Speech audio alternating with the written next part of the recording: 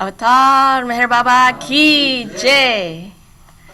I'd like to welcome you all to the Spring Sahavas and to Farshid's talk. He's going to definitely hold us spellbound every time he speaks. It's mesmerizing. Jai Baba, Jai Baba. Jai Baba, Farshid. Jai Baba. It's so wonderful to be here and to be with all the Baba lovers. I'm going to put my glasses on so I can see everybody better. Jai Baba. Jai Baba. Good to see you all. I have to wave two sides. Yeah. One to the crowd here and one to the camera. Well, you know, earlier I know a lot of people talked about,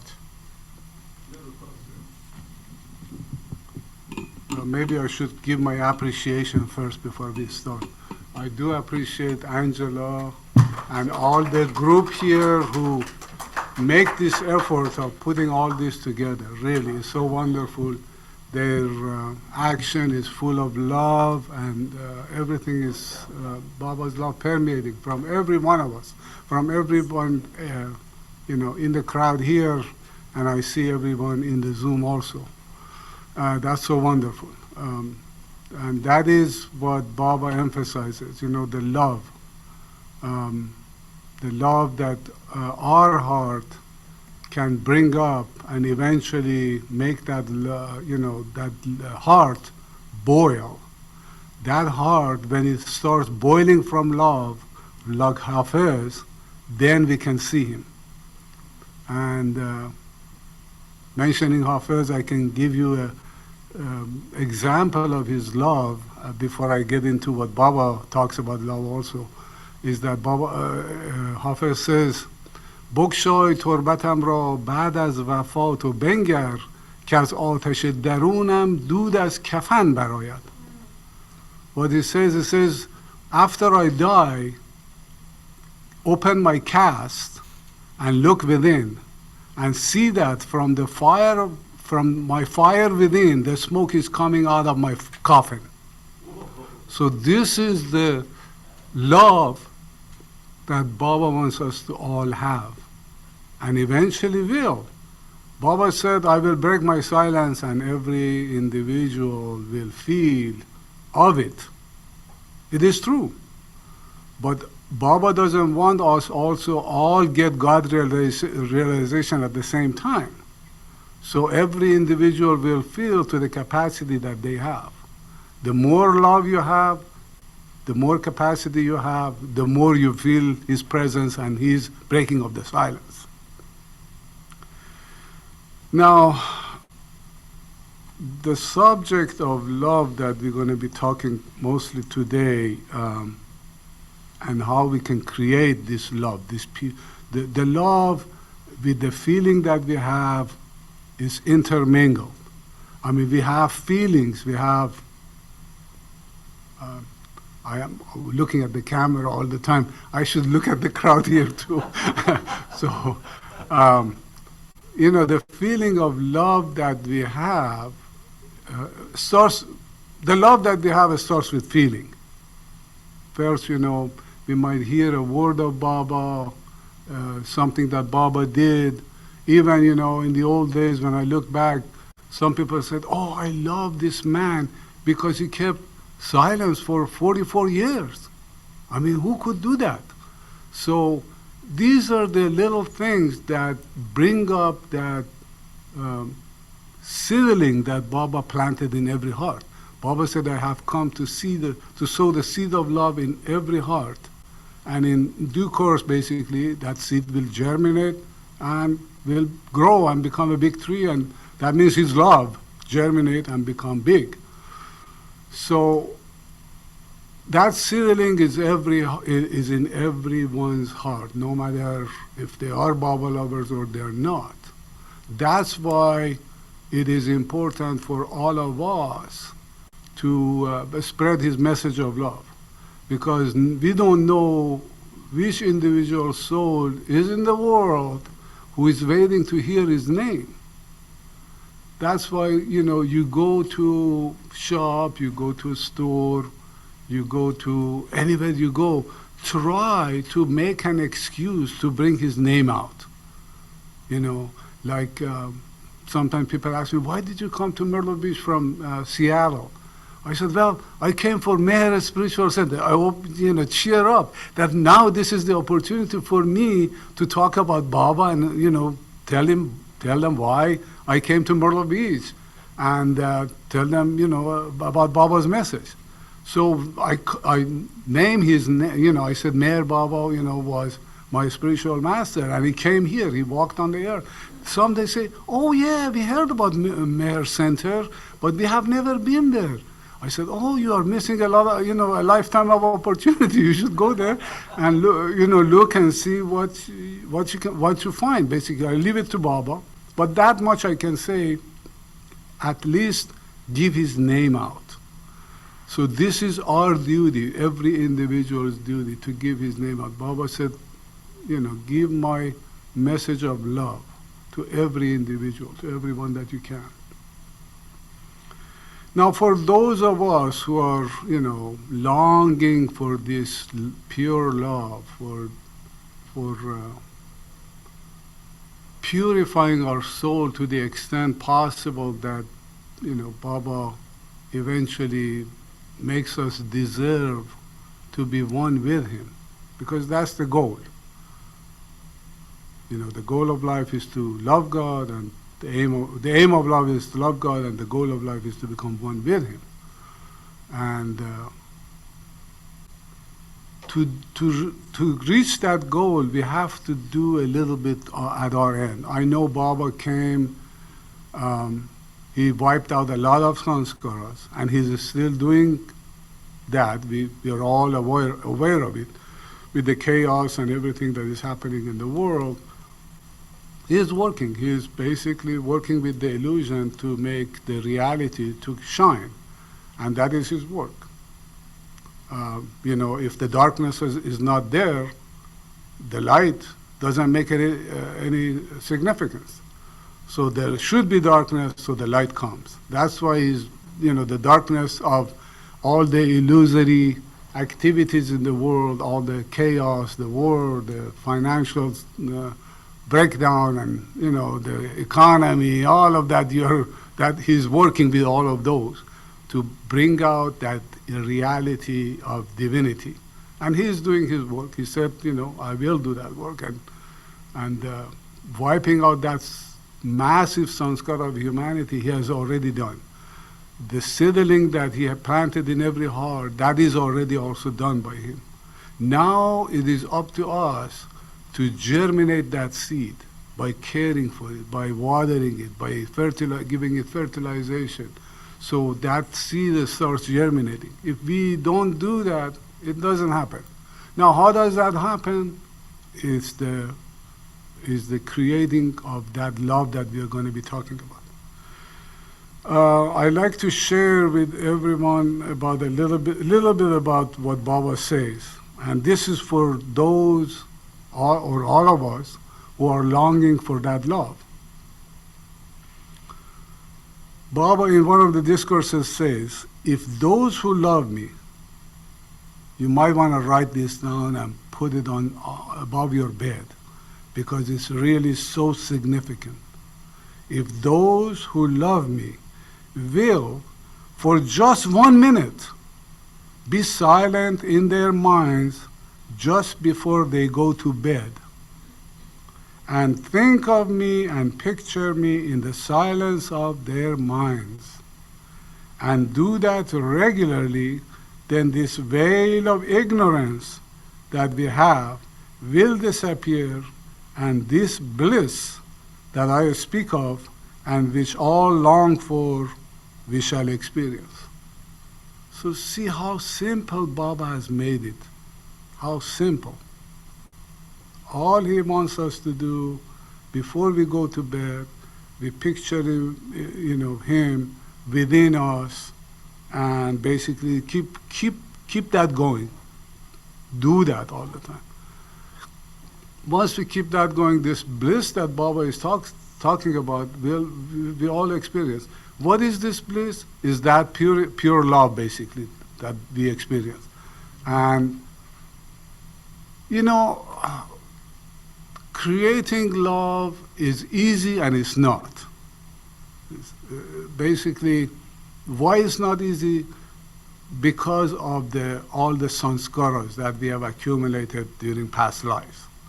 These are like veils and covers that is basically taking us away from the reality of God. But once these veils are removed and covers are slowly removed, then the reality of Him, of the Beloved, will shine through. And that again reminds me another couplet of Hafiz that I can share with you. He says, Hafiz says, نیست بر لوح دلم جز الف قامت یار چه کنم حرف دگر یاد نداد استادم. And this is what Baba just said, but Hafiz is also saying that there is nothing else on the surface of my heart or on the surface of my dil. In Persian, dil means, the inner being, except the image of the Beloved. What can I say? My Beloved didn't show me or didn't teach me anything else. So this is what He wants us to do. On the surface of our heart, we should carve His image, His name. Now, I'm not going to talk about repetition of His name, because repetition of His name is the first stepping stone. Now, for those who cannot or have not carved His image on the surface of their dil, their repetition of His name would definitely be the first thing to do. I mean, if you are working in the world, driving, going to do shopping, anything that you're doing, your work, you can always repeat His name. It doesn't have to be audible because you might be in a meeting or something, but you can get used to it in a way that you can repeat His name inwardly. And that would help. Eventually you start imaging Him, and you have to image Him. And once you image Him, you close your eyes, you image Him in your third eye, and slowly you have to image Him within all your being, basically. All your being, His image is there. And as you think of Him and image Him, then that love starts flowing.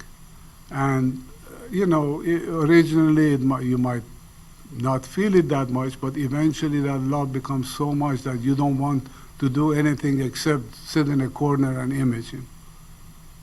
Now, Bill is laughing here, and I know he's doing that, so that's wonderful. Well, I there are a few other discourses of Baba that are very significant of how to create this love again. I'm going to share one maybe from the time that Baba was discoursing the Premashram boys. And that might shed more lights on how we can create this love. Because Baba has emphasized many times to the boys, to the Premashram boys, how to create the love and by remembering Him, by imaging Him. Now this was on February of 25th, November 1927, and Baba discourses to the Premashram boys about love for God. Baba says, God is within you, and you have to search for Him within. But how can you search? By trying to create love for Him in your heart. Then Baba says, once a person's feet are firmly set on the path, he progresses toward the goal. Love can be compared to hunger in the following manner. And then Baba, is talking to the boys who are between 7, maybe to 14 or 15, and these boys, Baba is putting simple examples so the boys can understand better. And it's also, something that we are all involved with. And Baba is trying to use food in this sample, in this example that we go. And then Baba says, love can be compared to hunger in the following manner. And then Baba says, let hunger symbolize love. So hunger is symbolizing love. And and then let hunger symbolize love. Thoughts of eating food symbolize constant thoughts of God. Trying to obtain food may be compared to restlessness and intense longing for God. And the help of a mother or a cook symbolizes the help of a Sadguru, and actually eating a meal symbolizes attaining God's realization. So hunger, Baba says, compared to love, thoughts of eating food, constant thoughts of God, and trying to obtain food is restlessness and intense longing for God. And then help of a mother or cook will be help of a Sadguru or the perfect master. And then eating the food is God's realization. So this is how Baba explained to the boys how they should think of God and think of love. And then Baba goes on, just as appetite is necessary before one takes food, so love must be created before one can realize God. And then once the appetite is there, thoughts of eating begin to come incessantly, and then similarly, when love for God is produced, one begins to think continuously of Him.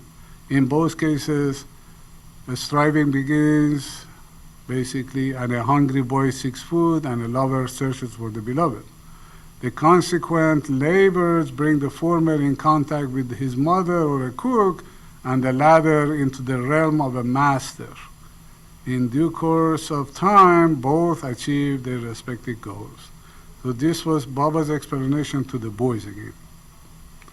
Now, let's go a little further and see how Baba wanted the boys to create love. Now, mind you that these boys came from different culture, different religion, from different part of the world. And Baba is making this example, so basically it's very basic example for human needs, but that basic example causes them to understand what is going on. And then to create that love, Baba again says, how will you create love? Instead of crying for love, you must shed your blood for the beloved. This is love, the highest state of love. Is anyone among you like that? Then Baba says, no one, but don't worry, try. So here is a key Baba is giving us, and the key is, if we say, okay, we are a Baba lover. Some say, I'm a Baba lover, but are you really a Baba lover? Baba says the real lover is giving his life for the beloved, ready at any minute to give his life for the beloved. And again, that reminds me of another couplet of Hafiz that I like to share with you. Hafiz says, جناب عشق را درگه بسی بالاتر از عقل است. کسی آن آستان بوسید که جان در آستین دارد. He says, Mr. Love's abode is way higher than mind. And then he says, the one who has his life in his sleeve, meaning that he has his life that he is willing to give it any time. It's in his sleeve basically. That person can kiss the threshold of love. only the threshold. So you see how high the abode of love is. And then Baba says also how high the abode of human being is. Because only in human being love can be flourished. Love cannot be flourished in plants, animals, birds, or nothing like that. They have limited capacity. But when it comes to human being, it's infinite intelligence, but unfortunately that intelligence is projecting outward. That's why that infinite intelligence is seeing outside world, thinking that, oh, I want to capture, the moon, I want to go to the sun, I want to go to other planets, things like that. But if that focus goes within, one will realize God. One will find God. Then Baba says, love is the stepping stone towards God's realization. As we said, Hafiz said, love, the one who has his life in his sleeve can kiss the threshold of love. And even then, Baba says, love is the stepping stone towards God's realization. Once it is produced in you, you will naturally begin to think upon God and nothing else, which will again lead you to superhuman striving in seeing and becoming one with it. So again, remind you that this is Baba talking to the Pramashram boys. Otherwise, the awakened love will give you no peace. It will continually goad you to action in achieving the goal. So once a person gets that pure love, gets a taste of it, that love will force that soul to go towards the goal. So again, that's a question as Baba asked the boys, is anyone among you like that? And then Baba said, no one, but don't worry, try. So we should all try. At least the best we can do is to try. And then also we can compare it, because we can say, okay, do I really have my life in my sleeve that at his gesture to give it and, go? Like at the time of Jesus, a lot of his disciples were attacked and they're basically murdered. And but they willingly, gave their life away. And the same thing is here. It will come a time that all of us have to give our life, and we have to give our. But how better it is to give your life for the beloved. So we should be ready for that. We should always think of him, to remember him, and try to image him within our heart and love him any way we can, by hook or crook, as Erez said. By hook or crook, we should somehow persuade ourselves to create this love and go on. Then Baba, again talks as he's talking to the boys, he says, during your spare time, now this is for creating this love. Baba says, during your spare time, exclusive of the study, meals, rest, and play, and for most of us during our, exclusive of our work, create love by remembering me. Create love by remembering me. So Baba this time has really put God on a gold platter and is giving us freely. He says, take it. It is for us who stretch our hand and take that platter. What is that platter? Repetition of his name, imaging him, and love him, and try to spread his message of love and truth. I'm going to stop here talking, Angela, see if anybody wants me to talk about any of the boys, Premashram. You all might know, or most of you know, that I was in close contact with at least one of the boys, I should say maybe two. My uncle was in Premashram, but but Esfandiar, who basically was closer to my uncle to me, was physically, um, for many years. I was in contact with him and have a lot of stories from him, a lot of insight and Yes, please. Yes, you Yeah. tell us. Tell us about your insight with this. Public demand says yes. As we read here about the boys, how to create love, Esfandiar also would emphasize how to create love. I remember, on Fridays we would go to the mountain, early on Fridays. It wasn't, like climbing rocky mountains. It wasn't like that. But, it was like hilly areas, like the Seclusion Hill, something like that in Iran, that we would go, a bunch of boys or girls, everybody would come. We'd go in the morning in a few cars, stop somewhere and, walk up this path to the threshold of the mountain there, and then, we would climb. On the top, usually we would say the prayers, and when we were coming down, I remember there was always like a curve that we had to go and, come down from that hill. And then there, it was a good, like a scenic area or scenic spot that Esfandiar liked, and we all would sit there around him. And then he would tell us, try to love Baba, try to repeat his name and image him. He said, image is the best.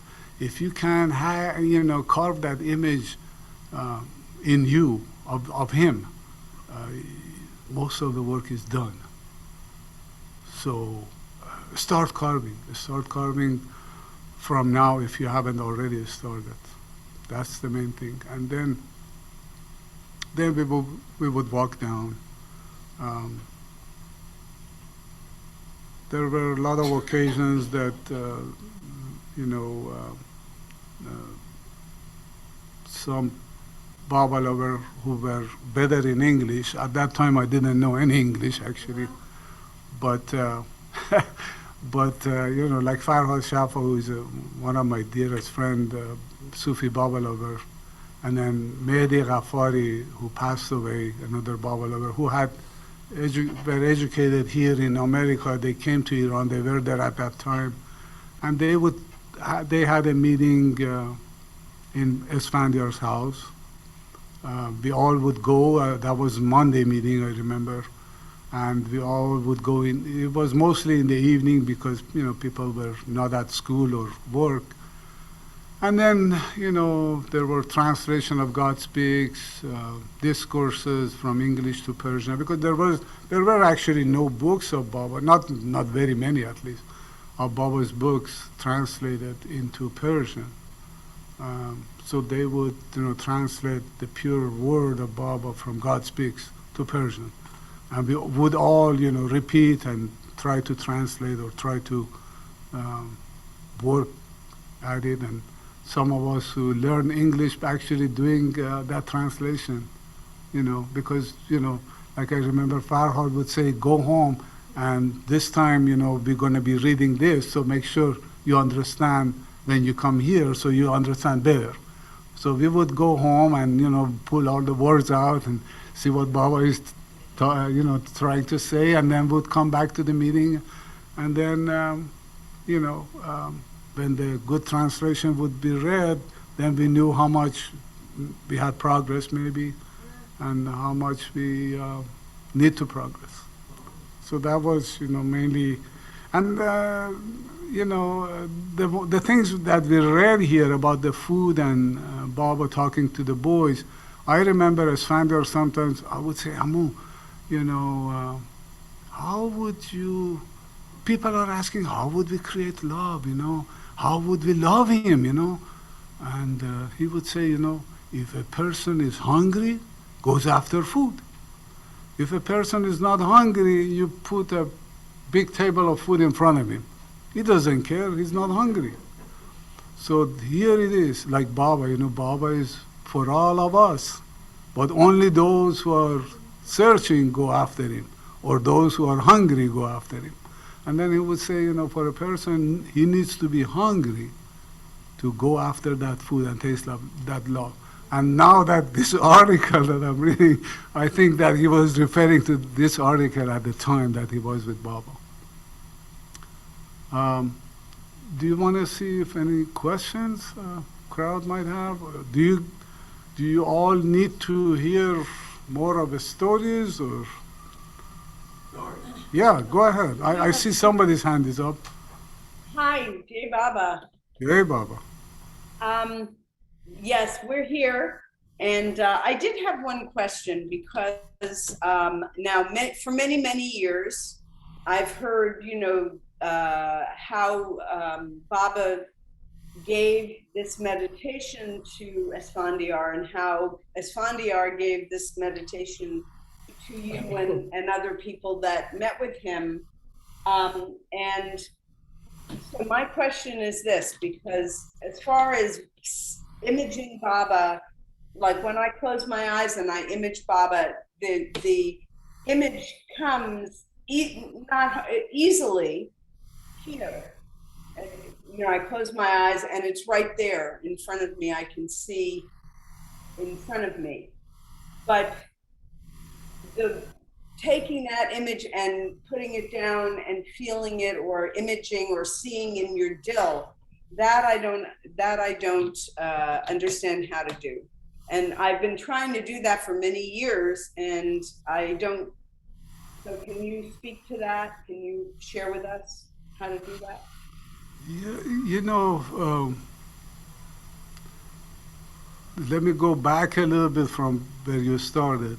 Again, I'm going back to what Esfandiar said and what Baba said to the boys at the time, is that he said, repeat my name by remembering me. So remembering and repeating his name is the first, for the beginners, basically.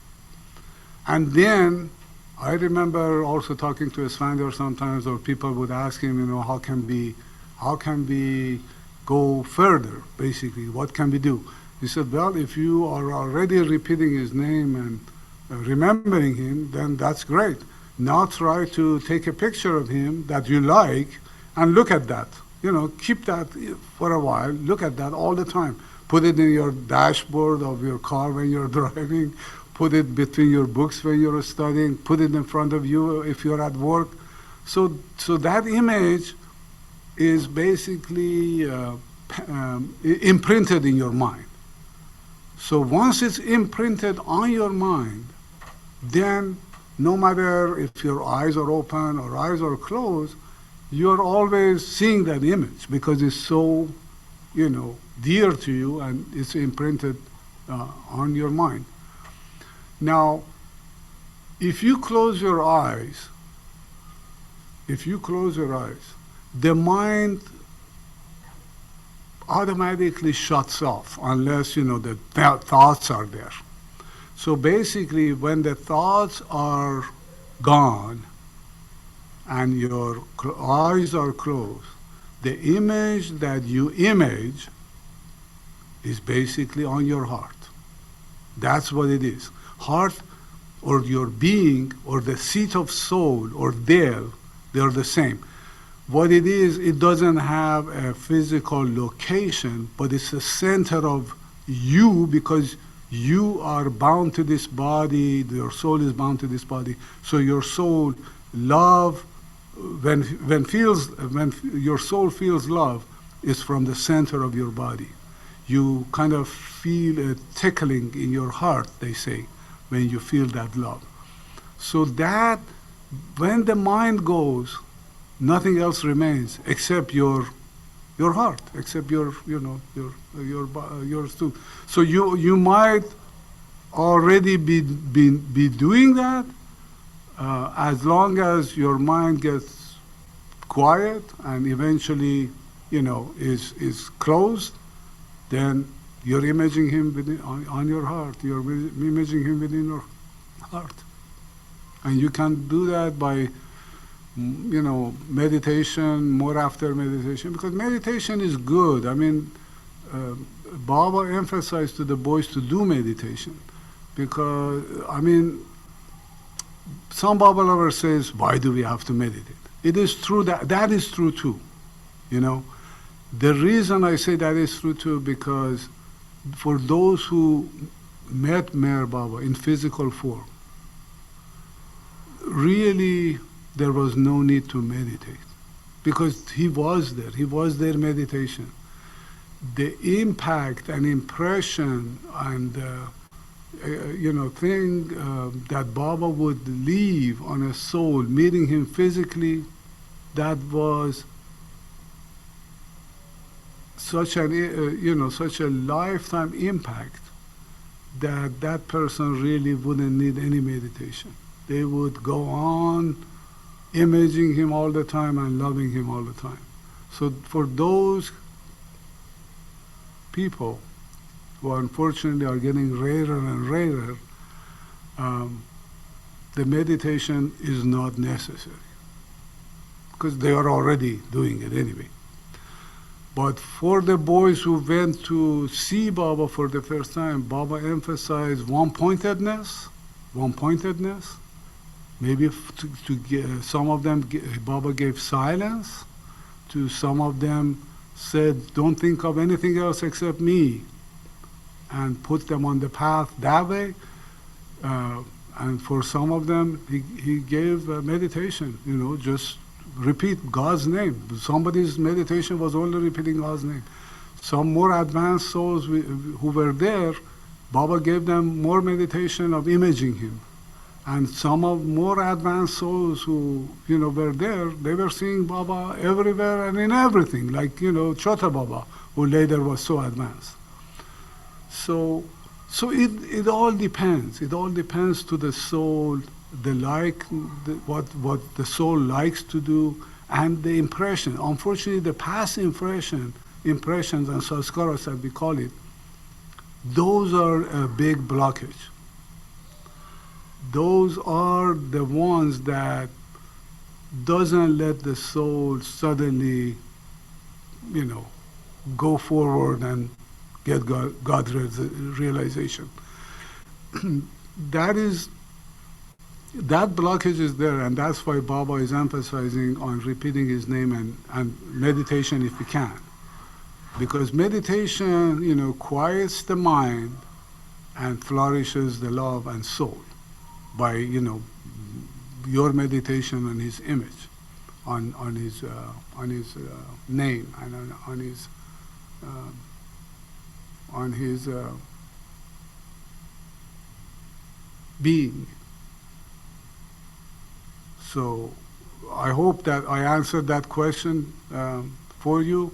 Now, to shed more light to that to the question, and the answer is that sometimes even Esfandiar himself, who was on the path, I would say, Amu, have you reached the goal yet? He would say, I'm working on it. I'm working on it, and I'm not there yet. So you see how long the process might take. It might be a lifetime. It might be 10 more lifetimes.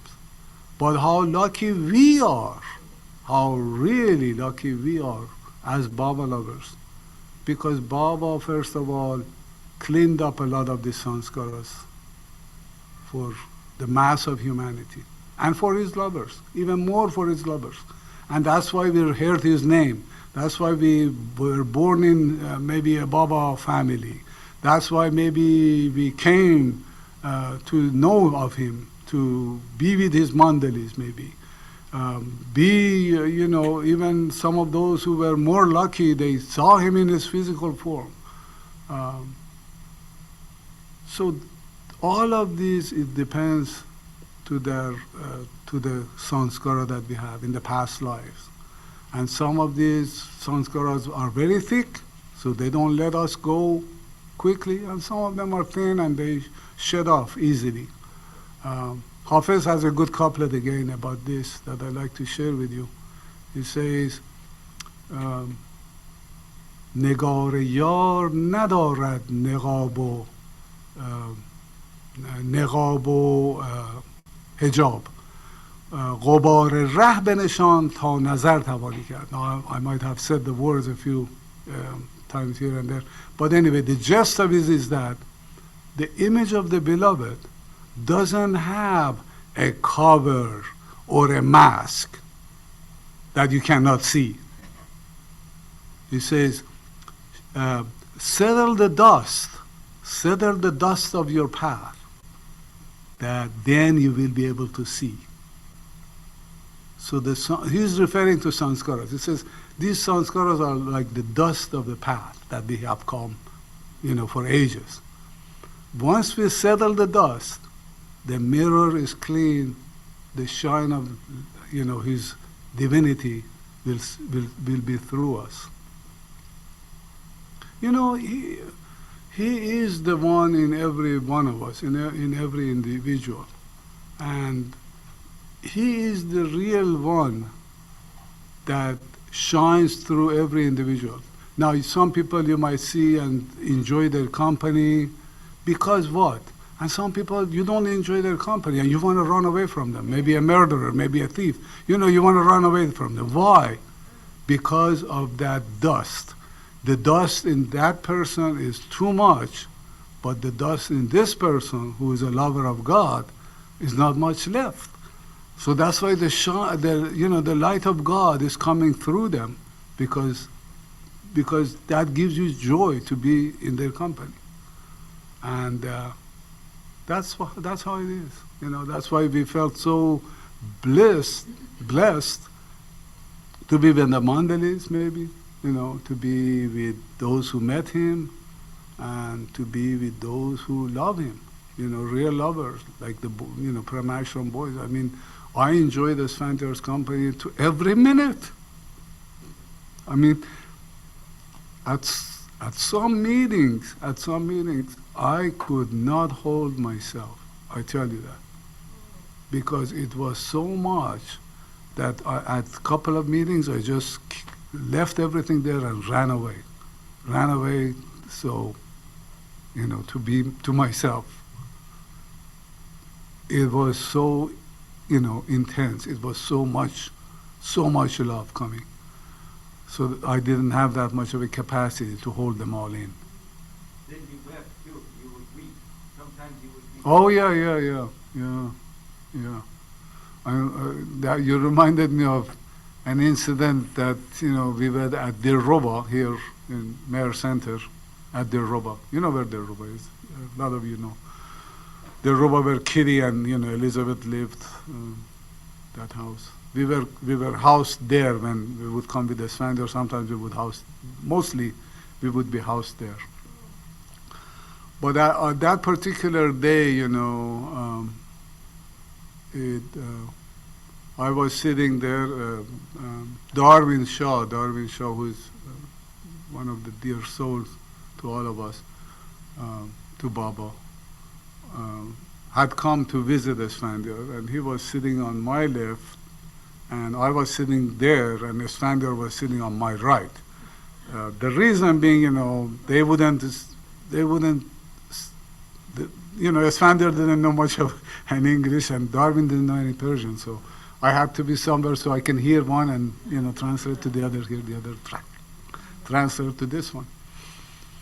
So while translating between this and that, the shock of that love was both ends. Like I was getting sworded both sides, from right to left, and I blurted out, I start weeping, and I couldn't run away because I had to be there to translate.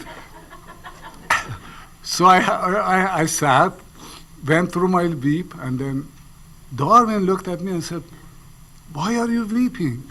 And really what I was weeping for was hearing them, to talk about Baba and how his physical presence was and how blissful it was to be in his form, in his physical form. And that gave me such a longing that, gosh, I missed his physical form. And I told Darwin, I miss Baba's physical form. And Darwin looked at me with a pity, eye, and he said, I do too. I do too. And then what happens now? The story didn't end here. I sat through this translated one for the other, and suddenly the room went quiet. Were you there, Will? Maybe, or some of you, I don't know if you met Esfandiar here, but for those who were here and met him, especially on that day, I know Marjan was there,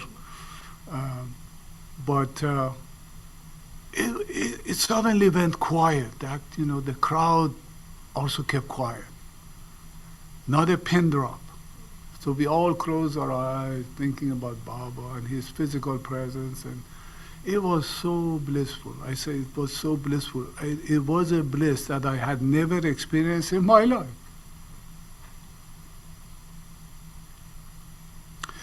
So what happens after this kind of a long silence, suddenly Summer, who was caring for, some of you know Summer, I don't know her last name, but she got up and said, Darwin, it's time for your medicine, and I haven't brought it with me, we need to go. And Darwin, like a simple boy, he said, oh yeah, let's go, we need to go, let's go. So he got up, and Esfandiar got up, I helped Esfandiar. At that time he had broken his hip, so he was on crane, on crutches, yeah. So I helped him to, get to the door to say goodbye to Darwin and greet him, say goodbye. And as he was, Darwin was leaving, Esfandiar turned to me and said, did you feel that presence? And I said, yes. Now see what happened. He said, this is God. This was God's presence. This was Baba's presence. This was Baba's presence. Why did he do that? Or why did both of them do that? To bring this presence, to show me, because I had said I miss Baba's physical presence. He wanted to show me how Baba's presence was, and I felt that presence. So this was one of the biggest, or one of the big ones that impacted me so much in my life. Try to keep that presence and try to strive for that presence. If I'm not feeling it, I like to, like a hungry boy, try to eat, try to get to that food, to that presence. But also was the meaning not only that was Baba's presence, you said did he also say that's what it was like to be with Mayor Baba physically? Yeah, he said that was Baba's presence. That was, being in his presence, basically. Baba's presence, yeah. Physically too, yeah. I don't see any hand. Oh, there is a hand up actually. No, No? that's my mouse. Oh, that's your mouth. Okay. Sorry about that. That was our hands up here. Well, yes, Judy. Who's your uncle like? I haven't heard that many stories about you. I had a twin uncle, and those basically were my only two my two brothers basically who were my father's brothers. They were twin. So my brother had a twin brother. That was it. No other brother. Your father. My father. And then I had some aunts also. One of them met Mayor Baba. My grandmother I know met Mayor Baba. But those uncles, they were young. They were in 6, 7 years old, maybe even younger, when they went to Mehrabad. Now, they were born, my father, my grandfather's family were villagers, basically. They were farmers. So they were born in a small city in Yazd, where Baba's father actually came from Yazd, from Khorramshahr.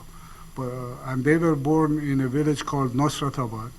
Now, Jafarabad was the next village very close to Nusratabad, and Esfandiar was born in Jafarabad, and Baidul, who was one of Baba's Mandali, was also from Jafarabad, very close to Esfandiar's house, actually next door to Esfandiar's house. And Baidul was Esfandiar's mother's uncle. But my uncles from Yazd, when Baidul came to Iran, he collected, these 14 boys to take them to the school. So originally, my grandfather had thought, okay, the boys go there, free education, free food. Why not? I mean, here they don't have a future, so better for them to go there. So they go, and they end up in the school, thinking that, they are here for getting education. Like Esfandiar's, was that I'm going to India to Meher Baba's school to study and become an engineer or a doctor. So that was his intention. And when they go there, Baba every evening would come and discourse to all the kids, not only to the pre-mashram boys, because there were no pre-mashram in the beginning. It was just the school, or Babajan's high school, and then the Meher Ashram. So they were in Meher Ashram, and through these discourses that Baba would give, and we talked about one of the discourses earlier about creating love to the boys. Through these, some of these boys, now mind you that not only through these discourses, Baba's presence, I mean, although they didn't know Baba is God in human form, but gosh, that divine presence is so intense, so strong, that even a outsider, a foreigner would feel that, who would come into his contact.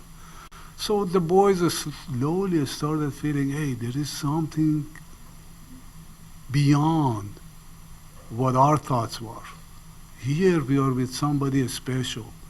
Here we are with somebody who is talking about, love for God, the divinity of God, and how we can create this love, and how we can love, and the goal of life that Baba said is, to become one with God. So through these, they knew that Baba is somebody different, somebody special. And while thinking and doing what Baba said, Baba also himself wiped out a lot of sanskaras from these boys, basically cleaned up their slate, to some extent. Now, the reason I'm saying that, there was an incident with Esfandiar that he said definitely that Baba was cleaning up, a lot of his sanskaras to set him on the path. So some of these boys basically came to the Pramashram. Now I'm giving this introduction to talk about my uncles because one of them ended up in Pramashram and the other one stayed in Meher Ashram and basically got education, and his English was very good and he would talk in English. Actually, there is a small recording of him that I was fortunate to get a hold of and kind of review it. It was taken in Esfandiar's house in Iran, in Tehran, and he's talking in English, talking about the school and Baba, and hopefully someday, and that's one of the actually Erwin Locke's videos. Hopefully someday we will get to see that, because I will try to see if I can get a permission and share that with the group someday, hopefully. But that is Khodaya. Yeah. It's on YouTube. It can be seen.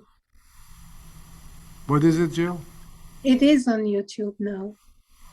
Yeah, it is unusual, yeah. Yeah, so this, well, the reason I'm bringing this up is that he was the one who learned through the education side of the school, and the other one, Khosrow, was the one who a lot of you might have even met, because Khodayar passed away early in life, but Khosrow lived, quite a bit. Like it was 88, 87, if I'm not mistaken, before he passed away. And he came to India many times. Khosrow came to India many times. Khodayar passed away and wasn't able to. So Khosrow, a lot of you might have heard of him because he later talked about, Baba. Even he came to the center, and there was actually a video of him talking in the center, Mayor Spiritual Center. So he ended up in Prem Ashram. Khosrow ended up in Prem Ashram, Khodayar in Mayor Ashram. But I tell you, Khodayar's love for Baba was so much, because I stayed with him in Yas for 1 week, with both of them actually, and Khodayar had fiery longing for Baba. He had an accident in Shiraz, and I remember, I don't know, my dad took me there at the time or not, but I went and met him in prison in Shiraz. And gosh, because of his English, he was translating Baba's books, and he read, some of that article in prison for me. And I told him, Amu, uncle, you seem not to even care you're in prison or not. I mean, isn't that bothering you? He said, I am with Baba. What else? What more is there to have? I am with Baba.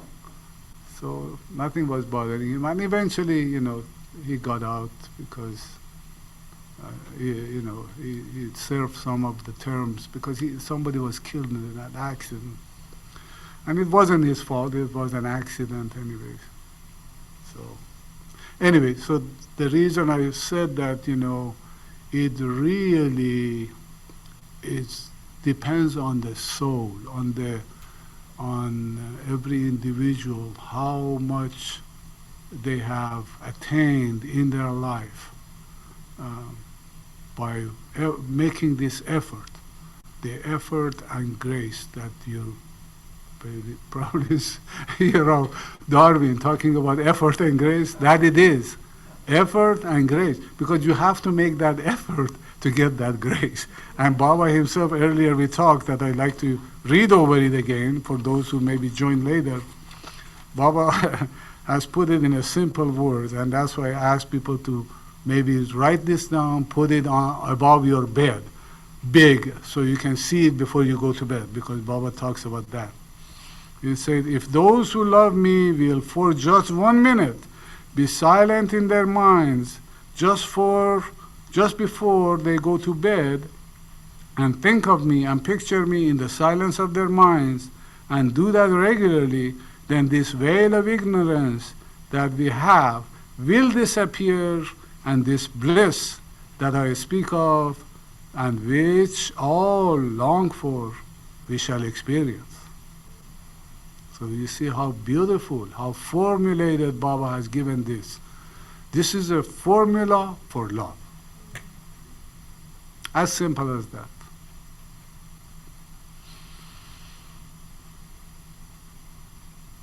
Anything else? So that was a little bit about my uncles. Yeah. How did Esfandiar just spend his outward life? We know what Darwin did, and then also Darwin wrote some books. Right. How did Yeah. I can share some of that. Esfandiar, originally when he was sent to Iran, first of all, Baba asked him, that would you do what I asked you?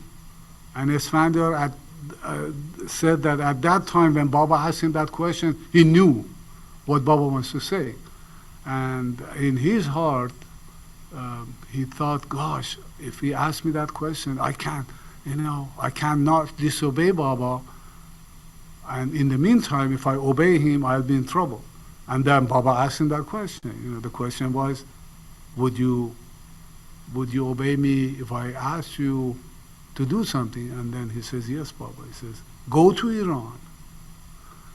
Be in Iran, spread my message of love as far and as wide you can, and do my work there. And I am there with you. So he sends him to Iran. He came as a youngster of maybe, 15 years old maybe, because he said like he was 12, 13 years old when he went to Baba, and they were there 18 months, not even short of a year basically, and then he came back to Iran. And there he said, I would do my work as Baba had instructed, meditation, concentration, and love for him. But in the meantime, if my dad would ask me, come and help me in the farming, or do this and that, I would basically do the work. And so he was, this is his earlier life. Then there are stories of him getting medicine for his sister that a lot of us we know, and that all of these little incidents in his life basically helped him to remember Baba and help him to make his love and longing even stronger for Baba. Now, let's stop here and tackle a few issues. That was a good question. One is that, life itself, Baba says, the whole world is my kindergarten and a school necessary for spiritual lessons. So he wants us to be in the world, to be in his kindergarten, and try to learn our lessons. So how this world plays, the role of a teacher, of a kindergarten. Because there is another proverb in Persian, or couplet, it says, شنانت بیاموزد این روزگار نیاموزدت هیچ آموزگار. He says, this world will teach you so much that no teacher can teach you. Why? First of all, it's because of his blessing. Second of all, this world is what we have, or the soul has a karmic contact with, because of all the past karmas. So the karma is pulling every individual to the side that this karma is pulling. There is another couplet of Hafiz that says, حلقه‌ای بر گردنم افکنده دوست میکشد هر جا که خاطرخواه اوست. He says, the beloved has put a collar around my neck and he's pulling me anywhere he wants. This is the world. This is because, like a dog, Baba has put a collar around our neck and he's pulling wherever we want. So the world is helping for us to learn that spiritual lesson, because the karma has to be wiped out. Some of these are with interaction. If you killed someone in the past life, you have to be killed in this lifetime for that karma to be cleaned. And there are, that's a extreme example I'm saying, but there are a lot of small karmas that needs to be wiped out, and that is through the world. So Esfandiar's life, we go back to Catherine's question, was like that. He lived in the world, but not of it. Live in the world, but not of it, means that you have your constant companion with the beloved, and he is pulling you like a dog anywhere he wants, because he wants to clean your sanskara. So go with it. Go with the flow, but don't be of it. So set your mind on the beloved, set your heart on the beloved, and let him pull you where he wants to take you, because that way is going to clean your sanskaras. My uncle, why was he in the prison? Because of sanskaras. And he didn't care because he knew that all is Baba's work. He's pulling him through here and there to clean him up. Esfandiar led a normal life. He had a wife, he had 3 kids. He did farming in the beginning. Then later on, when he got a little older, he couldn't do farming, but he had 3 boys, so he had to raise them. He needed, he had to make a living. He had a kerosene shop, selling kerosene basically for, heaters, and there were, because in Iran there are a lot of heaters that they work on kerosene, and there were not a whole lot of electricity, so the lamps were all mostly kerosene lamps. So he would sell those, and still I guess a lot of people might use kerosene there. And I remember once I don't know, I went with bicycles, when I was younger and crazy. I would bike in the cities and would go all the way to his house. It was a long ride, but I would go. And I went there, and he was, serving some people with kerosene or selling them. And as soon as he saw me, he said, "Just go to the house. I'll be there, soon." And then, so, he would come, we would talk about Baba, but he was doing his daily life. So daily life, we have to go on with it. And Baba doesn't want anybody. There are a few reasons behind it, as we talked about. Baba doesn't want any one of us to shy away from the world and go in a secluded place and sit and think of him that way. He doesn't want that. There are many reasons behind it, because look at how many yogis and saints, or not even saints maybe, yogis or monks, who are in monasteries, who are in Himalayas maybe, and they are aged, some of them are 200-300 years even, but they haven't achieved the goal yet. Why? Because there are some sanskaras, as we talked earlier about, that we have to be in the kindergarten to wipe it out. Be in the world, be in his kindergarten to wipe it out. Otherwise it's not going to be wiped out. I give you a story. Now that we are on that subject, there were 2 brothers, and they were both in search of God. One says, "I go to the mountain and sit in the mountain in a cave and think of him, and eventually I will gain God." The other one says, "No, I have a family here," and he was a shoemaker. He said, "I have a family here. I stay with my family, try to do my responsibilities, raise them, do the best I can do, and think of him here." So the one who goes to the mountain, through his meditation, he gains so much power and so much, spiritual advancement, to the point that he could hold water in, what do you call, gharbil, farishta, or marjan? In a strainer, like you strain the rice in a strainer. He has so much power, he would fill that up and not a drop of water would fall. So he takes that with him to his brother. He takes that and, hangs that strainer on the top of his shop, and he says, "Look how much I have gained. I have power that I can hold water in the strainer, and not a drop will fall." His brother says, "Okay, not a problem. You just sit here for 1 minute. There is a lady next door that I have to go to try the shoes on her foot, and when I come back, we will talk." So the brother leaves, and in the meantime, when the brother leaves, another lady comes asking for her shoes in the shop. So when she comes, when this brother, her look falls on that lady, the water falls through the strainer. All the power is lost. Everything is gone. So the brother comes, they talk a little bit, and he says, "What happened? You know, you lost everything."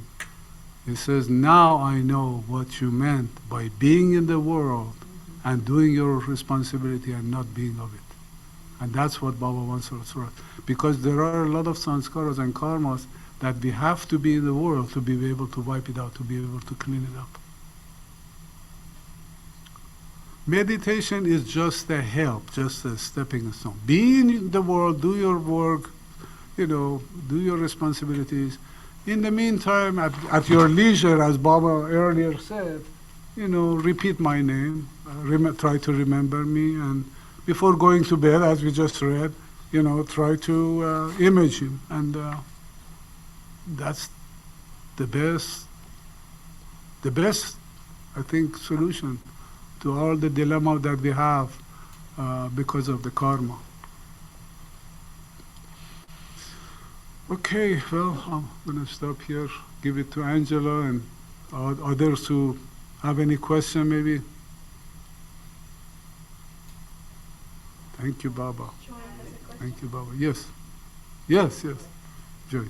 Yeah, well, a couple of things come to my mind.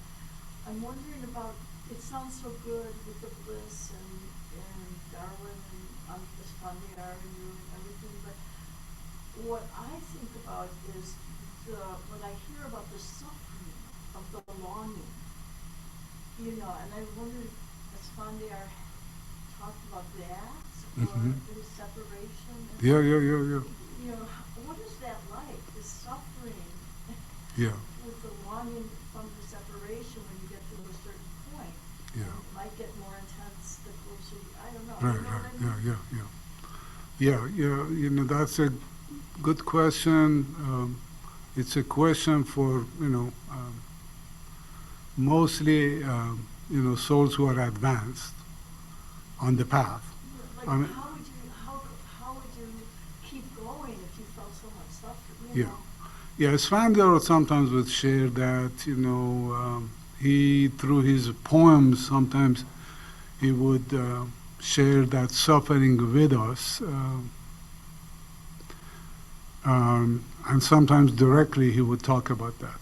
Because sometimes he would weep. At the end of his life, a few times that I met him, he was weeping all the time. And I was asking, Amu, why are you weeping? And then he wouldn't answer, but then he would tell me why he was weeping because of his longing, because he would recite a story, he would tell me a story all the time, and to many people. So at the end, almost he would say that story to everybody, because that longing was so intense that he had to rely on that impact that time he had with Baba. Now, what was that time? Was the time that he was in the Premashram, and Baba in the middle of the night would come with Baidul holding the lantern, because at the east room was their quarter. Basically, it was the boys they were staying there, and they had cubicles Baba had made out of bamboos, and they would, every one of them would be basically having their stuff there, and they would sleep there, they would meditate there, in their cubicle. And one night that Baba would come, he would come almost every night before the Premashram was closed and they were sent home. But one of these nights, or most of these nights were like this, that Baba would come, Baidul was holding the lantern at the door, and then Baba would come in, and those boys who were awake, meditating, Baba would go to them, but Esfandiar was always awake. He said, I didn't have any sleep. I would rest sometimes during the day or night, but I wasn't asleep.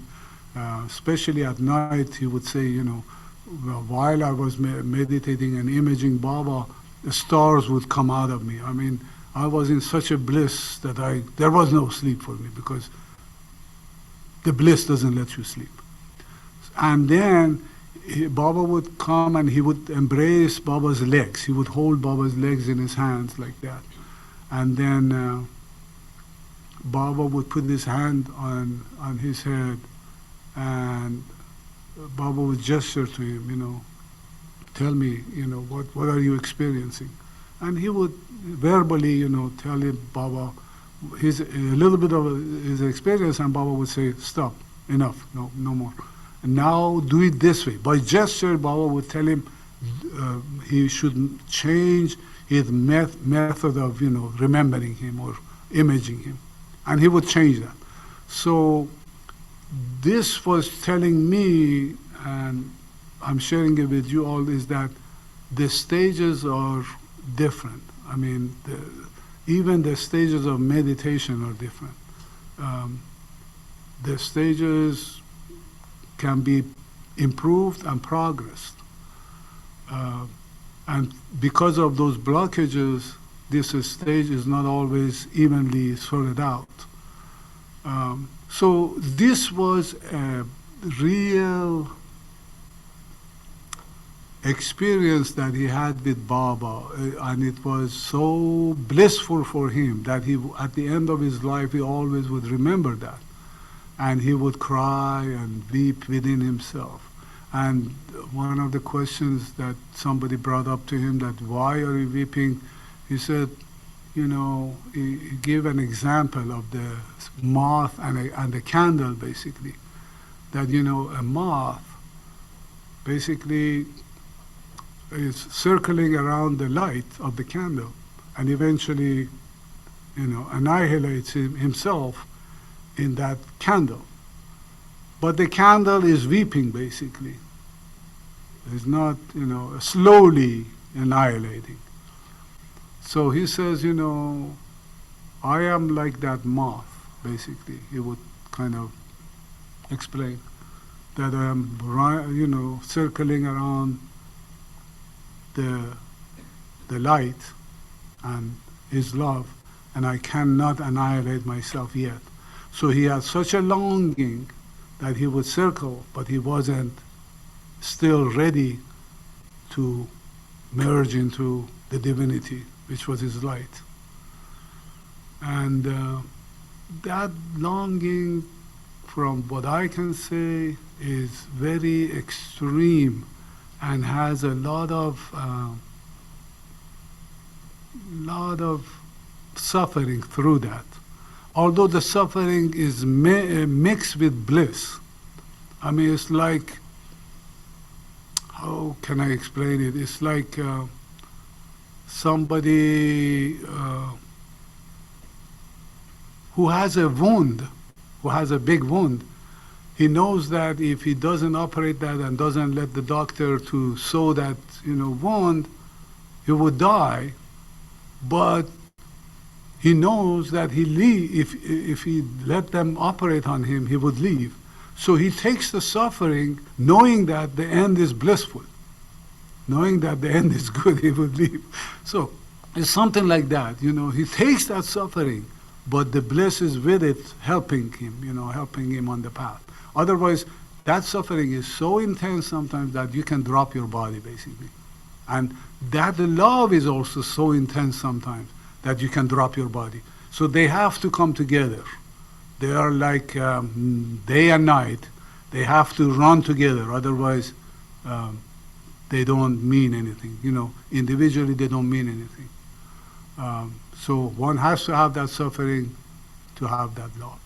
And wants to have that love to have that suffering. So as love goes further, the suffering goes with it. And eventually the soul annihilates himself into that divinity. And that is in our life too. I mean, why there is day and night, why there is good and bad, why all this are opposition? Why did Baba said, my work is done in opposition? Why did he say that? Because opposition helps his work. If there is no night, the meaning of day doesn't mean anything. So the night has to be there so you know what night is, and then the day, there is a light at the end of the tunnel, you say. So you kind of experience that day. I hope I answered your question.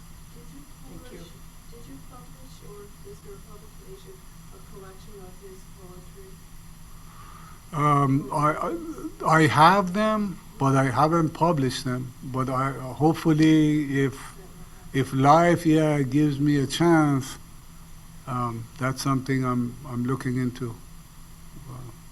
Did Esfandiar do anything else? Did he enjoy a certain kind of music? Did he act in movies? Did he like, a certain kind of food? I'm just... Yeah. He liked, body likes food, so he liked food, yeah. That's about Esfandiar. But, Oh, because on Zoom they can't hear the question. That's oh, about I'm Esfandiar. sorry, yeah. The question, did you all hear the Zoomies? On Zoomies they didn't. Oh, okay. What Catherine was asking was, what did Esfandiar like? Did he like kind of the music he liked, or kind of, the food, or, any type of movies? He definitely loved to see Baba's films. Definitely loved. I mean, that God in human form that had come out in the beginning of it, I remember we were at the California Center, Baba Center, and they were going to start that movie, but they were delaying it, and the beginning, there is a music that comes with a picture of Baba. So through that picture, gosh, he was crying. He made me cry. I said, why are you crying? Because then he said, that picture is exactly the time that I saw Baba, that was the time that I saw Baba. So, and he was crying. And then eventually they showed, the film. And, he loved to see Baba's films. That was, other films, he really didn't have a whole taste of, watching films of, like adventure or war movies or whatever that, a lot of kids like these days. He didn't like those. Music, he definitely liked, Baba singing, because I remember in the mountain we would sometimes go and sing along together, like Meher Baba's love, Meher Baba's love, Meher Baba's love, Meher Baba's love. And we would sing, and then Sachatananda Paramananda Meher Baba Vidyananda. So that we would sing along.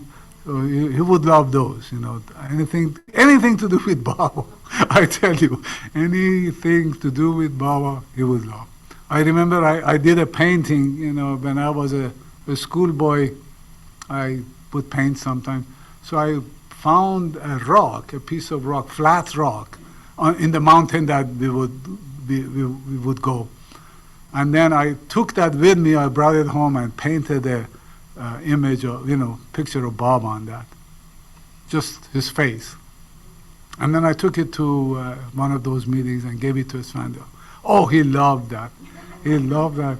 He said, oh, such a beautiful, he needs this, such a great, and he put it right at where the big picture of Baba was, right there. I don't know if he was, encouraging me or he really loved it, but anything to do with Baba, he would love. He would just amazing soul. It definitely was. Is there a question from the audience Yeah. on Zoom? What did Baba have to say about Iran? Oh, Baba mentioned that that was, I think, his first trip of Baba that went to Iran. and they had taken a lot of Baba books with them, from what I heard. I'm not sure if it was a first or second, but you can look in Lord Mayor, probably find it. But in that trip, there was a lot of books with Baba. What the government of Iran did, they took those books. I don't know if it was the government or the person in charge or whoever was at the time. They said, no, these books are not allowed, and we can't let them come into the country. So they, from what Esfandiar was telling me, they throw all those books in the water. They throw it in the ocean, basically. And then Baba at that time said that Iran will be annihilated. Means will be gone. It's going to be gone. Now, what is he doing with all these mullahs and chaos, which I don't want to, run into politics, yeah.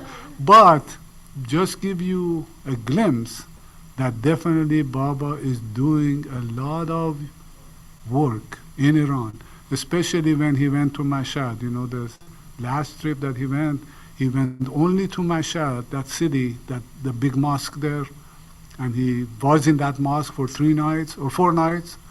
And then after that, he said that I have planted my seed of manifestation in Mashhad, and in due course that seed will grow and capture the whole world.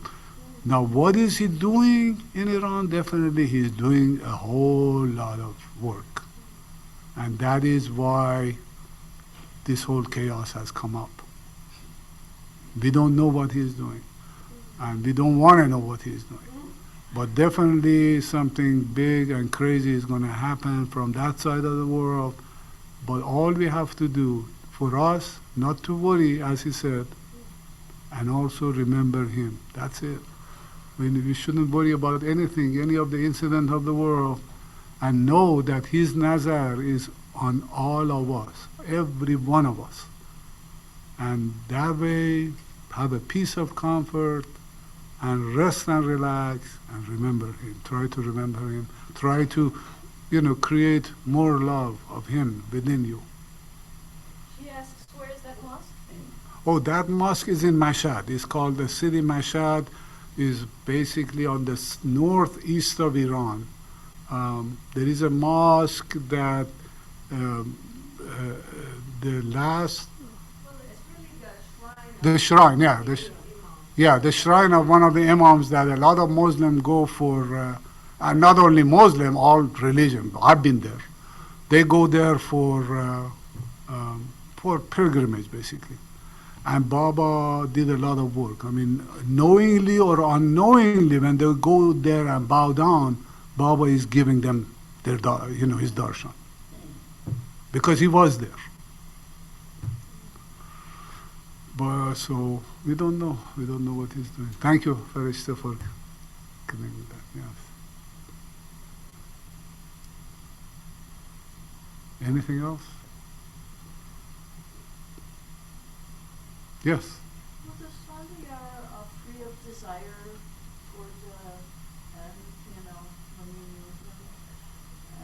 more anger, lust, greed, this kind of thing? You see, those. Yeah, the question was Esfandiar free of desire, anger, loss, fame, gain, all that? He was. I mean, honestly, he was. At the end, there was nothing left in him except image of beloved on his heart. I can tell you. He lost all his possession. He gave it away.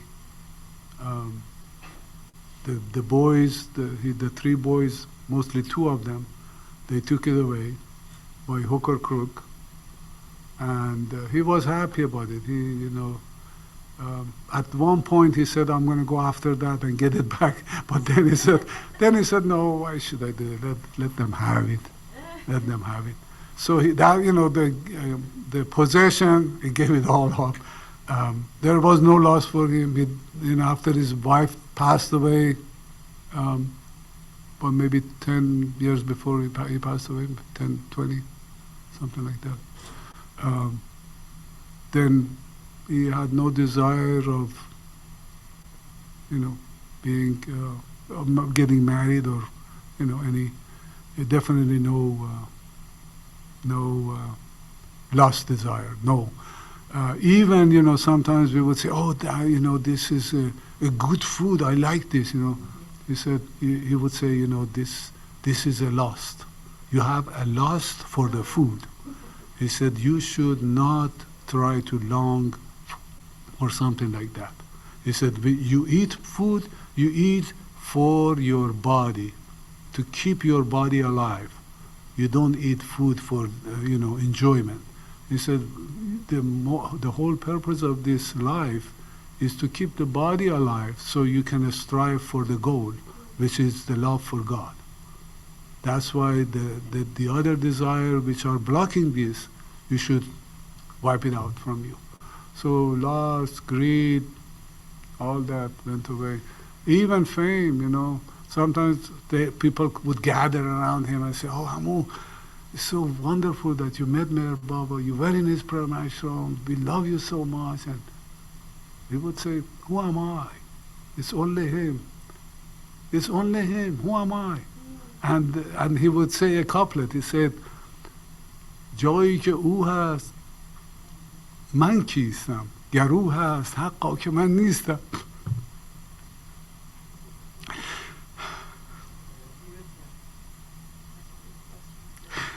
He would say, where he is, who am I? And wherever he is, I can swear I don't exist. So that was the being.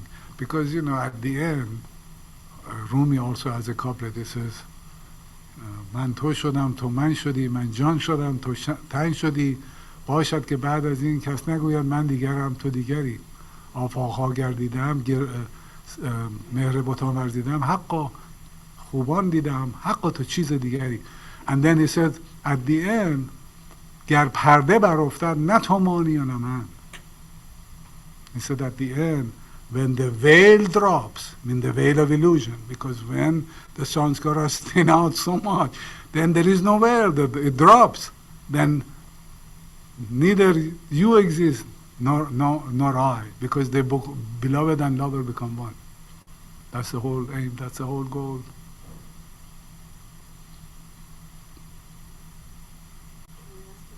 So that was also yes. Erich had a special poem. He didn't make it as a poem. I mean a prayer. It must have. Yeah, it was yeah. his prayer to Bob. Right, I right. don't know if he started the day or ended the day with it, but soon we got to see that prayer. Did Esfandiar have a prayer that seemed his own that he shared? Can you repeat the question? Yeah, the question from Catherine here in the crowd is that actually we got a good crowd now, I tell you. We're not going to show it to you though. She said that, did Esfandiar had a prayer, like Erich had a prayer that he would say at the end of the day. Esfandiar really didn't have a particular prayer. I mean, he loved definitely the Parvardigar prayer, and he would say that prayer all the time. But one thing he would emphasize, that Baba had emphasized, the prayer that God hears is the prayer of the heart. Keep me close with you, I am always there. So he would emphasize that. He would say, keep Baba close with you because he is always there. And that is the real prayer, to keep the name of the beloved flowing and the image of the beloved within you. And that was the best prayer.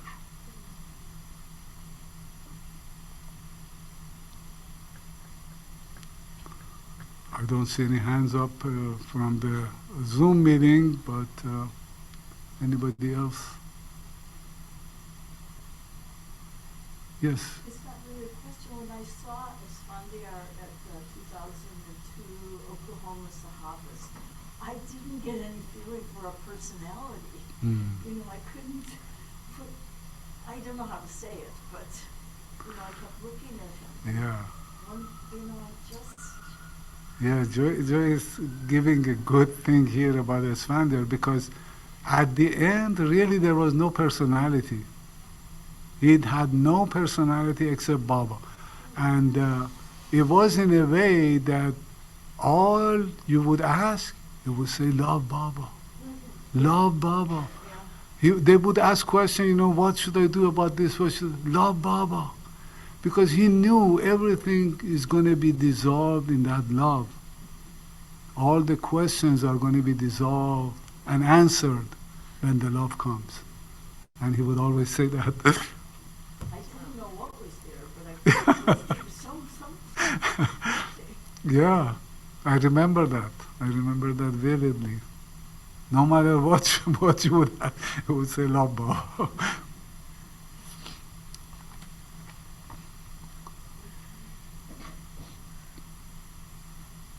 Is there a list of places in Iran that Baba visited?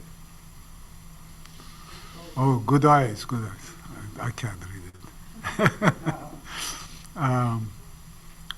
it. There is a list of places that Baba visited, but it's not as a list that you can, I can send it to you. But if you want, I can make a list and send it to you if that's what you want.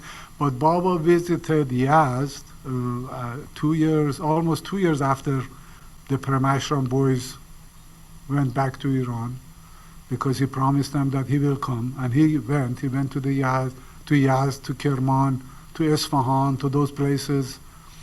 In Yazd, actually, he stayed in a school that this time when we went, we took a lot of videos of the outside of the school, and my sister Gohar he lives in Yazd right now, and he has been into that house that Baba had gone, and he took a lot of video clips of that house that he sent it to me. It's not occupied right now, nobody lives there at the time. At the time, actually, there was a priest, what do you call it, Mubed, or a Zoroastrian priest owned that house, and he invited Baba to go there, and Baba stayed there for 4 days, I think, from what Esfandiar told me. And the boys, the Premashram boys, or those who were in Baba's school, they were permitted to go and visit Baba there and be there with Baba. So that's one of the good places that Baba went. Baba went to Baidur's house in Yazd, in Jafarabad, in Esfandiar's house in Jafarabad also. He went to some other places in Jafarabad. Then he went to Allahabad, because Shahryar Mehramanpur, who was a Premashram, not boy, but a Premashram caretaking of some of the boys at the time when the Premashram was going. So he went to his house.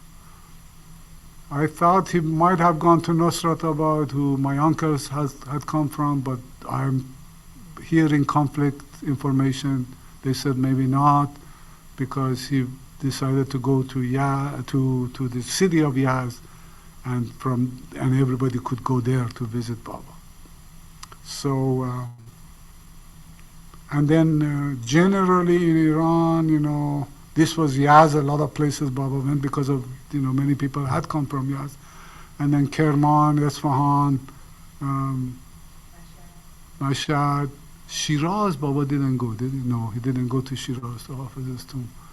Mashhad, he went definitely for his work, for his universal work. And then Zahedan, he went because of the port of Zahedan. But yeah, we can trace that and give you more information. And he went actually to Khorramshahr, his grandfather's village. And in Khorramshahr, there is a story of a woman that I met actually when I was young, who went to Khorramshahr for the first time to visit Khorramshahr. That was when I was, 17 years old maybe, or 16 years old. there was a lady who had met Baba, but when she was young, and she told us that when she met Baba, she was all bald. She was a girl with no hair. And her mother was very worried, I have a bald girl here.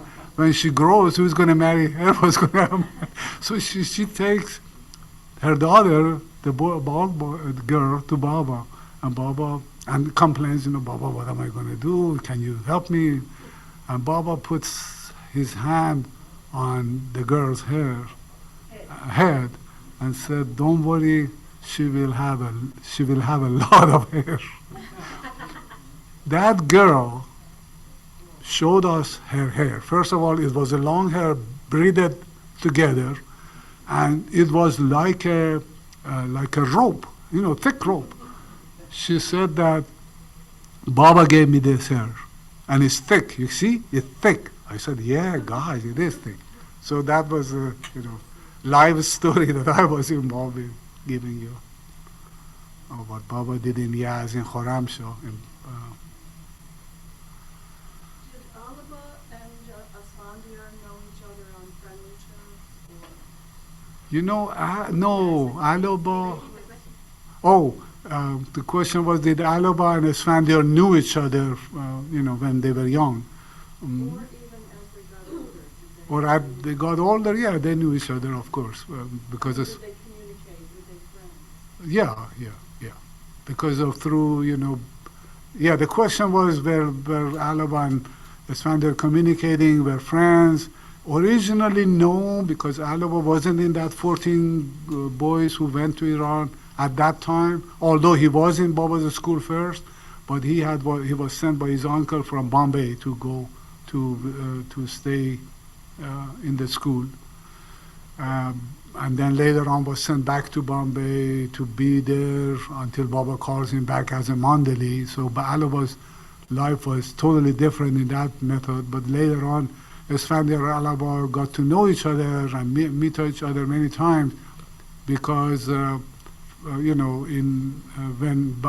Esfandiar would write to Baba until 1963 that Esfandiar met Baba for this third time, because second time was when the Baba came to Iran, and then third time was 1963. After that many years, 27 years, 8 years, that Esfandiar went to see Baba. Esfandiar was communicating with Baba all the time, that I want to see you, I want to see you. So his writing were written back or read to Baba by Alaba. So Alaba was known to him, but he didn't meet Alaba until we went in 1963 to India. And then when he goes there is a long story, but the short story and the beautiful story is that when he goes there, Esfandiar was so much in bliss by being there that he thought he's dreaming. And then he says, am I dreaming or am I alive? Being here to see Baba. And he was pinching himself, saying, am I dreaming? Am I alive being here? And then Alaba comes and says, no, Esfandiar, you're not dreaming, you're alive. You know how Alaba is, fiery. Who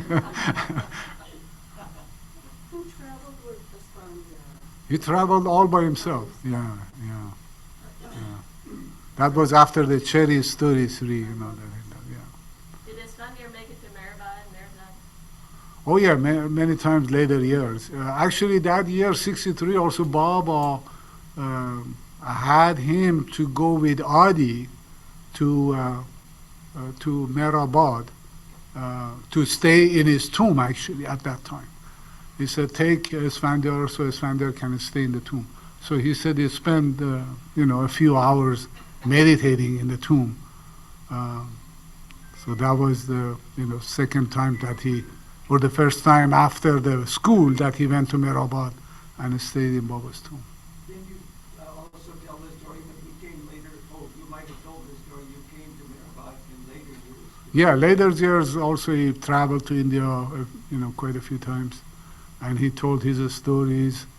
I remember the 90s, no, actually that was 1990, that he called me from Iran. My sister called and he talked to me that they are going to India and they want, if I can go to translate for him. And there is a lot of stories involved with that, but I made it there, translated for him. That was the first time after the 63. No, 69 I heard he went back again, but I didn't go with him. And then 77 we went together, a group of us from Iran, 77. It was 18 of us who went back to Mehrabad and Merazad. We were there. And then later that I went with him was the 1990, yeah. And one time you went down to the old Dharamshala. Yeah, that was the 1990 in the old Dharamshala. Can you tell that story? Okay. Okay, Will is asking me, Yeah, well, maybe. I make it quick, but Will asked me a story that happened. This is, Huh? Yeah. you know what? Yeah, Will asked me this question of when I met him in 1990 that he wanted to stay in Dharamsala and the story that happened with it. Now, before I went to India, I had read God Speaks. I also read an article in Glow magazine. I think it was the Best of Glow. If you find that old Best of Glow, it should be in there. The article was saying that when Esfandiar was in Premashram, he was in the third plane of consciousness. And then I read in God Speaks that souls on any planes, they can actually bring and help other souls to their own level. So to me, my foolishness, you want to say, or my ignorance or whatever, I said I'm going to, toss my coin here, try my chances, see what's going on. So I went there. I'm sitting with Esfandiar in Dharamsala. He chose to be in Dharamsala because that was his old school. So he said, I like to stay in Dharamsala. So we went, while in Dharamsala, he's sitting on that side, I'm sitting on this side in the bed. After the meditation was done and, he was feeling happy, I was feeling happy, then I thought this might be a good occasion. I said, Amu, I read that when you were in Premashram, you were on the third plane of consciousness, and also I read in God Speaks that, souls on the planes, they can help other souls to their own level. So why don't you help me then, bring it to your... You know what he did? What? He put his hand in his pocket, and in his pocket he would bring sometimes raisin, pistachios, from Iran. He was sharing with Muhammad. Especially he would share with Muhammad because Muhammad liked pistachios. He would say pistawala, pistawala. He would tell us, man. So he put his hand in his pocket, brought some of that out, and then he said, it is not, I can help, but it's not like me to put this in your hand. You have to work for it. So that was the work that he mentioned when you go to the meeting that they talk about effort and grace. That's the effort. You make that effort, unless you don't make that effort, the grace won't come. That's for sure. The grace will come only if you make that effort. And Baba made it so simple. I mean, how fortunate we are we have Baba. He brought his beautiful image for us that we can easily capture in our heart and mind.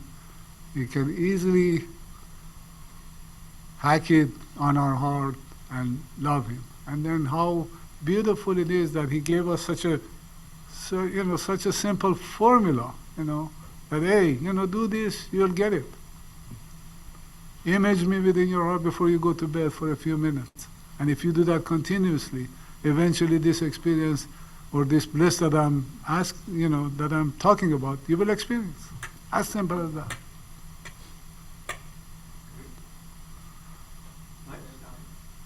Thank you, Baba. Now everybody is craving for lunch. We have last. But yeah, we crave for love, definitely. That's why the lunch is getting later. here. But any question we can answer, otherwise, I guess people are getting hungry here. Say the prayers, delay lunch even more. We can say the beloved God's prayer together. Yeah. Would that be okay? Okay. So, yeah, Zoomies can join.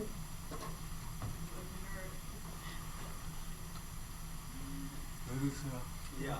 The camera's here. yeah, no, but Baba there, yeah, that's good. beloved Avatar, Mir Baba Ki Jai. Beloved Avatar, Mir Baba Ki Jai. Beloved Avatar, Meher Baba Ki Jai. beloved God. Help us all.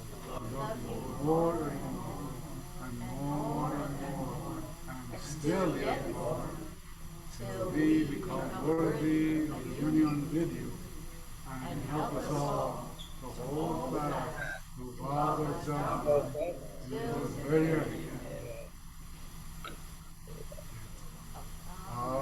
Baba Ki Jai. Avatar Meher Baba Ki Jai. Avatar Meher Baba Ki Jai. So last words, his help is there. Now it's our, effort. Because he's helping us. As we effort, he's helping more and more. Yeah. So good. Thank you, Farshid. Thank you, Baba. Jai Baba, all Jai Baba. Jai Baba. Thank you so much, Farshid. Jai Baba.